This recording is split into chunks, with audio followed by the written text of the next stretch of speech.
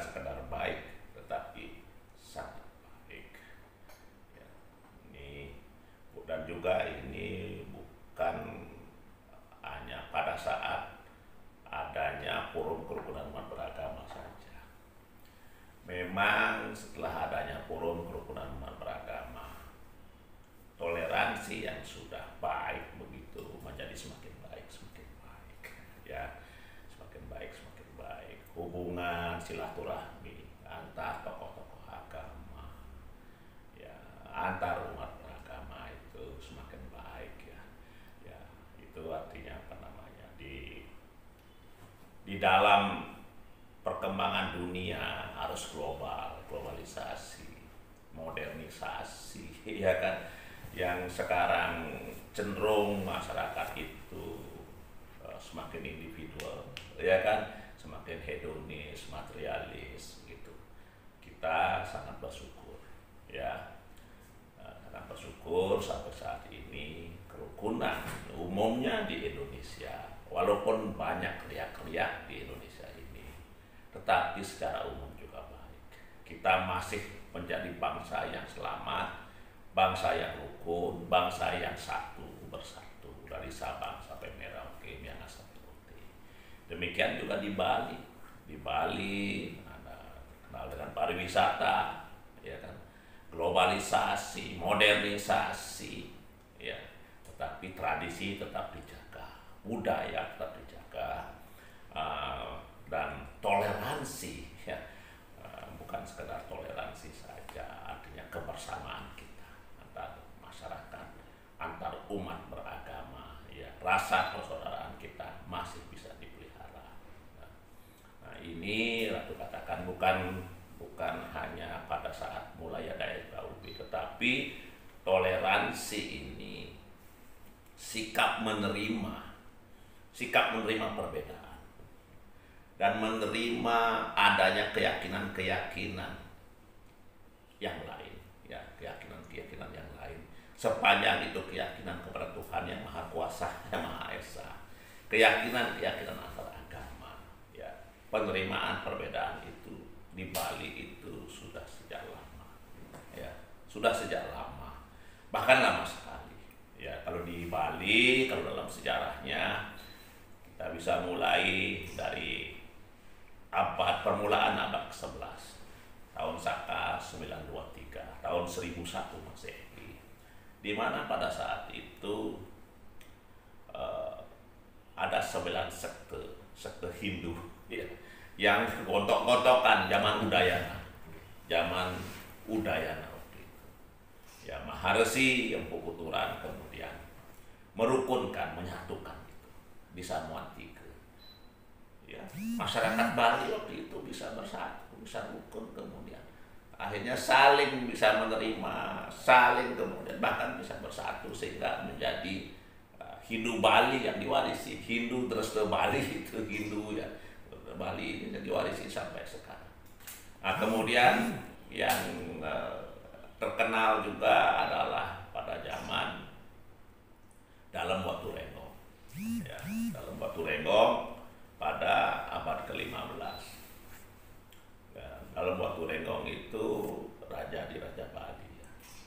Jadi Raja Bali turunan dalam Sri Krishna Kepakisan. Ya, ya, kebetulan Dalam Watu Renggong itu adalah leluhur ratu. Leluhur ratu. Jadi pada saat pemerintahan Dalam Watu Renggong di Kel-Kel itu Majapahit kan sudah jatuh, ya, katakanlah Majapahit sudah menjadi Islam juga, di samping kerajaannya jatuh juga, masyarakatnya, rakyatnya sudah sebagian besar menganut Islam. Tetapi di Indonesia, bahkan hampir semua Indonesia waktu itu kan sudah jatuh, gitu. Jadi tapi dalam Watu Renggong itu masih berkuasa, masih tidak bisa ditaklukkan begitu, masih berkuasa sampai bahkan kekuasaan beliau sampai Belambangan, Pasuruan, Jawa Timur, sampai Bone dan Sumbawa waktu itu.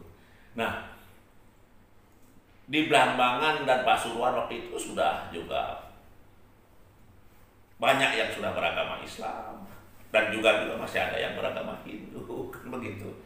Di Bone juga sudah banyak jadi Islam, di Sumbawa apalagi. Nah, tetapi beliau masih diakui sebagai junjungannya, rajanya. Nah ini kan dari sini saja sudah di situ sudah kelihatan toleransi. Yang sudah menjadi Islam masih menganggap junjungannya yang Hindu itu. Raja itu juga dalam waktu renggang yang Hindu menaungi, mengayomi rakyatnya yang sudah jadi Muslim. Nah, kemudian pada saat dalam waktu Redong itu beranjang sana ya, ke Blambangan, ya, ke Blambangan. Pada saat balik ke Gel-Gel, ke Bali, ya, itu diiringi oleh 40 kakak Muslim. Kakak Muslim ini sudah siap untuk menjadi abdi beliau di Gel-Gel, menjadi abdi, dan sudah menyerahkan segenap jiwa raga lah ibaratnya seperti itu. Artinya bagaimana? Artinya kalau sudah begitu kan, kalau dalam waktu Rengkong tidak berpikir toleransi, berpikir menghargai juga Islam, ya, 40 kakak Muslim ini sudah dijadikan Hindu kan? Kalian harus jadi Hindu, dan kakak 40 Muslim ini pasti mau, karena sudah siap menjadi abdi lahir batin karena kesetiaannya kepada sang raja. Namun setelah diajak gitu ke Gel-Gel semua, sampai di Gel-Gel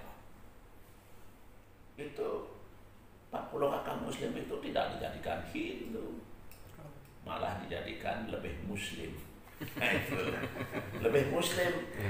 Artinya apa? Dengan sungguh-sungguh dalam waktu Rengkong itu membikinkan kampung, ya sudah tentu rumah-rumah, apakah gubuk waktu itu nggak tahu ya, rumah-rumah itu, ya, tempat bernaung, ya, kuburan, masjid. Sekarang kampung Gel-Gel itu menjadi kampung tertua di Bali kan, itu cikal bakalnya. Jadi, nah kemudian kebijakan dalam waktu Rengkong ini diikuti oleh anglurah-anglurah di seluruh Bali. Terus nah, kemudian terjadilah di kabupaten-kabupaten itu kan, kemudian kampung-kampung ya kan, itu diterima semua oleh anglurah-anglurah gitu. Ya, anglurah-anglurah di seluruh Bali itu yang katakanlah apa, anglurah itu kan ya sama dengan bupati-bupati sekarang misalnya kan seperti itu. Itu nah ini oleh karena itu kemudian dari situ sudah toleransi, sudah penerimaan itu sudah ada, dan terkenal pada saat dalam waktu Rengkong itu disitulah Bali aja makmur, aman, damai, sejahtera lagi. Itu disebut zaman keemasan, yang kalau di dalam bahasa Bali disebut pada saat itu Sedawang Raja Bali gitu, Bali yang ajeng itu di situ pada saat itu, pada saat zaman dalam waktu Rengkong. Karena mengapa?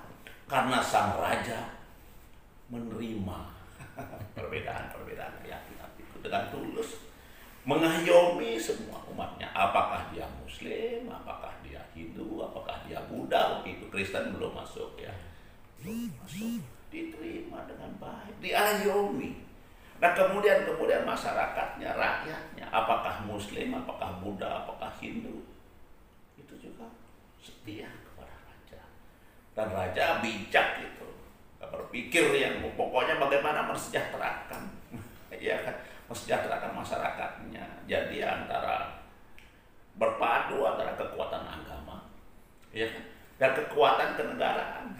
Itu kekuatan agama dan kekuatan kenegaraan itu berpadu, jadi satu, jadi satu. Nah itulah menyebabkan kesejahteraan. Ya. Kalau pemimpin kita bangsa Indonesia ya nanti bisa seperti itu. Ya. Karakter pemimpin, sikap pemimpin yang berpadu antara memadukan dalam dirinya nilai-nilai keagamaan yang adiluhur dan watak kenegaraan yang juga adiluhur disatukan di dalam karakternya, dilaksanakan kemudian oleh situ akan terjadi juga zaman keemasan pasti itu. Nah ini di Bali sudah terus diikuti. Nah oleh karena itu bagi Bali masyarakat Bali khususnya, jadi kerukunan itu adalah merupakan titah, ya, satu titah agama sama dengan. Jadi kalau titah agama itu Islam titahnya juga begitu kan. Umat Islam di Bali kan titahnya juga titah agama kerukunan itu. Ya, Islam yang rahmatan lil alamin. Ukhuwah Islamiyah, ukhuwah watoniyah, ukhuwah wasariyah, kan gitu seperti itu. Ya, itu Hindu juga titah agama, takwa-masih, wasudewa kutumbakam. Ya kan?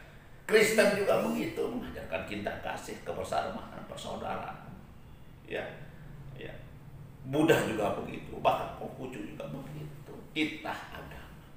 Bagi masyarakat Bali dan sebenarnya ini bagi masyarakat Indonesia juga itu titah agama. Kerukunan itu titah agama. Ya, makanya karena itu titah agama, mestinya kalau kita menjadi umat beragama yang baik, mestinya kerukunan itu harus benar-benar diupayakan, dilaksanakan terus, dijaga terus. Itu adalah dharma agama, akan kewajiban agama karena titah agama. Nah, itu. Ini satu. Yang kedua adalah titah budaya, sosial budaya. Dan di seluruh Indonesia itu